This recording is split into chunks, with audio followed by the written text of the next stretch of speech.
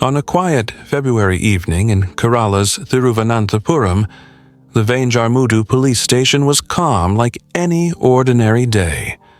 Officers chatted over tea, files lay untouched, and nothing unusual stirred, until it did. A rickety auto rickshaw came to a screeching halt outside the station. Out stepped a young man, barely 23, sharply dressed and holding himself with a strange mix of pride and coldness. His eyes weren't just intense, they shimmered with something unsettling. Walking straight into the police station, he looked the officers in the eye and said 6 bone-chilling words. "I have killed 6 people. Check." The air froze. For a few seconds, no one reacted. Was this boy drunk? Was this some prank? His face looked calm, too calm. When asked if he had been drinking, he answered plainly, "Yes, and I've also taken rat poison." The officers, now alarmed, activated emergency protocol and dispatched a team to verify the address he had provided. What they were about to uncover wasn't just a crime. It was a massacre that would haunt them for the rest of their careers.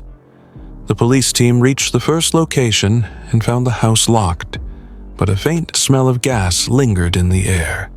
Carefully, they broke in. The inside was chaos, walls smeared with blood, silence pierced only by the buzzing of flies. In one room, they found a 55-year-old woman lying unconscious, her head brutally crushed, yet somehow still breathing.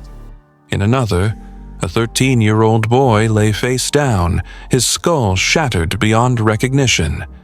And in a third room, the body of a young woman seated lifelessly on a chair, her face mangled beyond human form. Before they could recover, another team at the second location called in. It was worse. An 88-year-old grandmother had been bludgeoned to death, her skull almost unrecognizable. In the living room, a 69-year-old man lay slumped on the sofa, face obliterated. And in the kitchen, a 55-year-old woman's body rested in a pool of blood, her head so brutally struck that her brain had spilled out. The bodies were in such a horrific state that even experienced officers were shaken. They didn't call it murder, they called it a slaughter. As the investigations deepened, the identity of the killer was confirmed: Afan, 23 years old. A young man from a modest background with no criminal record. What could drive someone so young to commit such unspeakable acts? When questioned, Afan didn't deny a thing. He calmly confessed that he had planned these murders. Each one was intentional. Each one had a reason. And it all started with something so common, so human: debt. Afan had grown up watching his family fall apart financially. His mother was battling cancer. His father, once a hardware store owner in Saudi Arabia, was stuck overseas during the pandemic, crushed under a 65 lakh rupee debt. Afan, freshly graduated, couldn't land a stable job. Despite his degree, his only income came from small gigs. Bills piled up, creditors hounded him, and one by one, relatives turned their backs on him. He borrowed more to repay previous loans, eventually drowning in 15 lakhs of personal debt. With no one left to help, Afan grew desperate. Every door he knocked on slammed shut. Even close relatives who once supported him stopped answering his calls.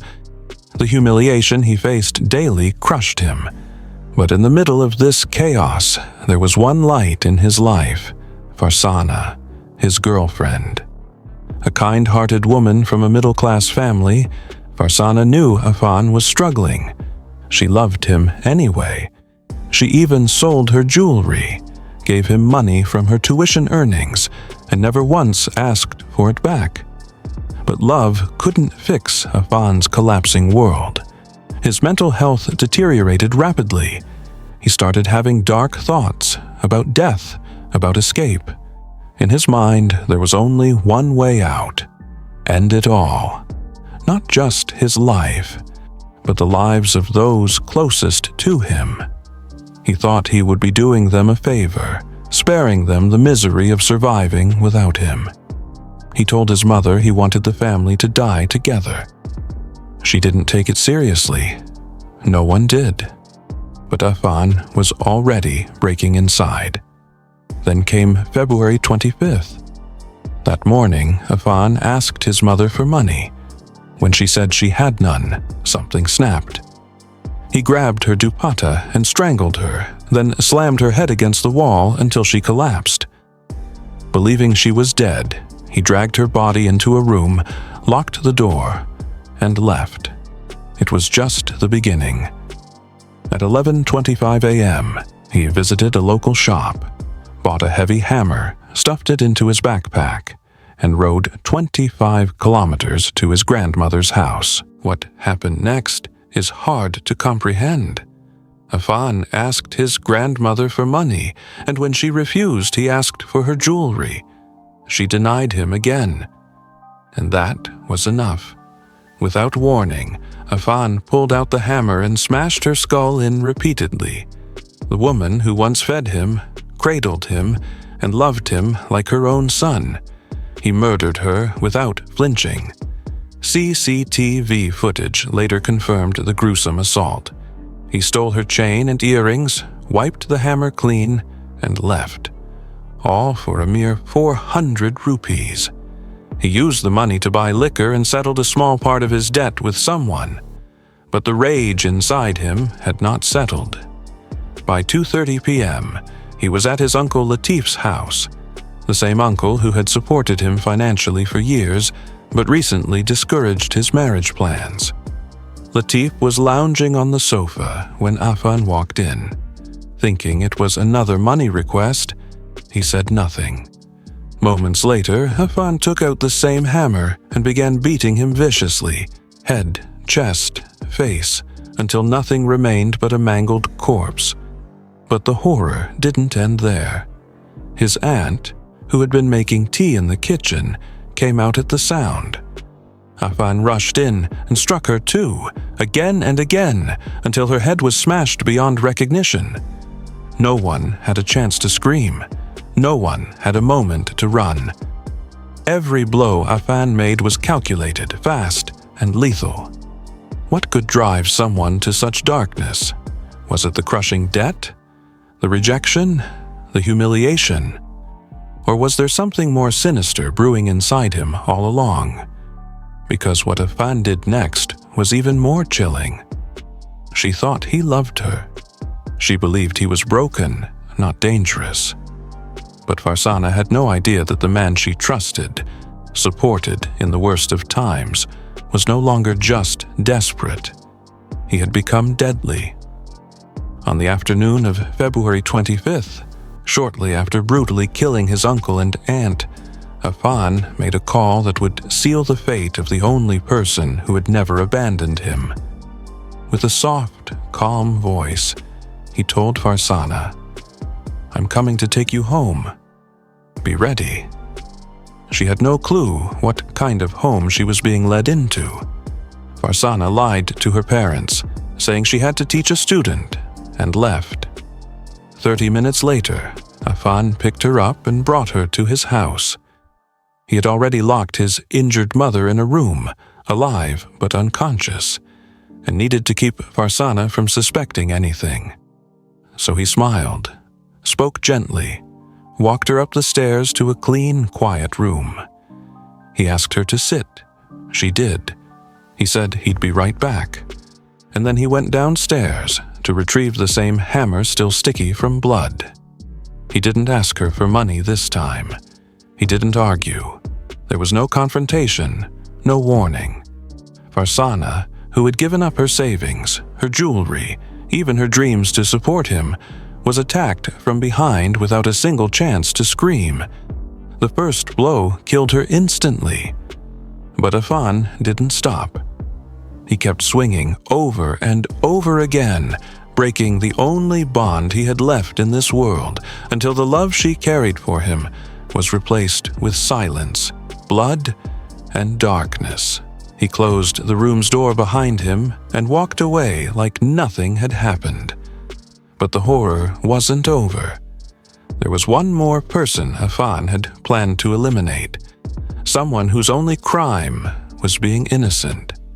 His 13-year-old brother was just getting out of school. It was now around 3:35 p.m. when he returned home to find the door locked. Confused, he asked neighbors if they'd seen his mother. One of them called her phone, which was now in Afan's possession. Coolly, Afan answered and told his brother, "I'm bringing your favorite biryani. I've arranged an auto for you. Go to the hotel." His brother, thrilled and unaware of the nightmare waiting at home, went to the hotel, picked up the food Afan had ordered, and came back. As soon as the front door opened, Afan stood inside, waiting like a predator. The moment his brother stepped in, Afan attacked. Without hesitation, without emotion, blow after blow landed on the boy's head and face. So violent were the hits that when police found the body later, the boy's eyes were crushed deep into his skull, leaving nothing but hollow sockets where innocence once lived. The house was now soaked in tragedy. But Afan wasn't done. He opened the gas valve in the kitchen, hoping to destroy the evidence. Then, in a moment that defined the depth of his twisted state, he sat down near his brother's corpse, poured himself a drink laced with rat poison, and ate biryani next to the body. By 4 p.m., Afan's world was destroyed. His family was gone. His soul was lost. And in a bizarre twist of fate, he stepped outside, hailed an auto, and drove to the same place where he had started everything, the police station. When he confessed, officers still thought it was a drug-induced delusion. But as the evidence rolled in, bodies, crime scenes, CCT footage, it became clear. This wasn't a prank. This wasn't even just a murder spree. This was something else, a meticulously executed annihilation of everyone who had ever mattered to Afan. The investigation moved quickly. Forensics teams found that all 6 victims had been struck in the head over 40 times each. The level of rage, the precision of the wounds, and the timeline of the killings pointed to a man who was not just angry, but possessed by something unexplainable. The rat poison he had consumed? Not enough to kill. The liquor he drank? Measured. His mother? Still alive, against all odds. But here's where the story takes a strange turn. When the police questioned Afan's mother, hospitalized, head wounded, recovering, she told them something no one expected. "I fell off the bed while sleeping," she said. She denied being attacked. She claimed to know nothing about what her son had done. Was she trying to protect him? Was she too traumatized to remember? Or did she just not want to accept the horrifying truth? Meanwhile, neighbors were in shock. To them, Afan was a quiet, respectful boy, someone who loved his mother dearly. They had seen him walk to school with his little brother, help his mother with groceries, and even cry when she was in pain. No one could believe this boy, this soft-spoken son, could carry out such brutality. Some insisted it had to be drugs. Others believed he must have snapped under pressure. But no theory fully explained the cold, calculated nature of his acts. During interrogation, Afan explained his motive with chilling clarity. He said, "I didn't want them to suffer after I died. That's why I took them with me." But that left more questions than answers. If he truly wanted to die, why did he survive? Why did he take poison in a quantity that wouldn't kill him? Why did he spare himself when he gave death to everyone else so mercilessly? The psychiatric tests began. Police confirmed he had consumed drugs. But doctors said something more disturbing. Afan may not be mentally ill at all. His decisions were too structured, his story too rehearsed, his emotions too absent. What kind of person plans the deaths of his entire family, acts on it with methodical savagery, then eats a meal by a child's corpse, and walks to the police without flinching? And then there's the most haunting piece of all. The love of his life, Farsana, who stood by him when the world turned away, who gave him everything she had, who never left his side, was never spared, not even a second thought. So what does this say about Afan? Was he broken or born a monster? The courtroom was packed. Journalists, lawyers, psychologists, even citizens who had only heard whispers of the horror, waited for the verdict. But the man at the center of it all, Afan, showed no fear, no remorse. He sat there, quietly, as if nothing had happened. No flicker of emotion when the names of his victims were read aloud. No reaction when the gruesome photos were presented as evidence. Just silence, as if he had already left this world in his mind and was watching from somewhere else. The prosecution painted him as a cold-blooded killer. Not insane, not impulsive, but strategic. Someone who didn't just kill, he orchestrated it. They emphasized how he timed each murder, how he cleaned the weapon, how he even remembered to collect jewelry from his grandmother to sell. The timeline of his movements proved planning, not madness. He knew what he was doing. And worst of all, he spared himself. He didn't end his life. He ended theirs. But the defense told a different story. They brought in mental health experts who argued Afan was deeply depressed, psychologically fractured. Years of family trauma, debt, hopelessness, rejection, and untreated mental illness had pushed him off the edge. His actions, they said, weren't from cruelty. They were from collapse. A man drowning in despair doesn't act rationally. He simply wants to make the pain end, even if that means dragging others with him. As the trial continued, a disturbing possibility emerged. What if both sides were right? What if Afan was both, mentally disturbed and deeply calculating? Could he have slipped into a state where emotions died, but logic survived? Where killing felt like a release, not a crime? His behavior after the murders, eating by his brother's corpse, calmly confessing to police, defied traditional understanding. It was as if, after committing such brutality, he felt cleansed. Psychological assessments were mixed. One expert claimed Afan had symptoms of antisocial personality disorder, while another said he was experiencing a psychotic break. But none of them could agree on one thing. Was he insane enough to be excused? Meanwhile, something even stranger was happening. Afan's mother, who survived the initial attack, refused to testify against him. Even when told about the deaths of her younger son and Farsana, she appeared confused, distant. Whether it was trauma-induced memory loss or an attempt to protect the only child she had left, no one could be sure. But the court noticed. The judge questioned if her mental state was clouded by guilt or denial. This single thread unraveled another question. Did Afan plan the murders before that day? Or was it truly a decision made on impulse?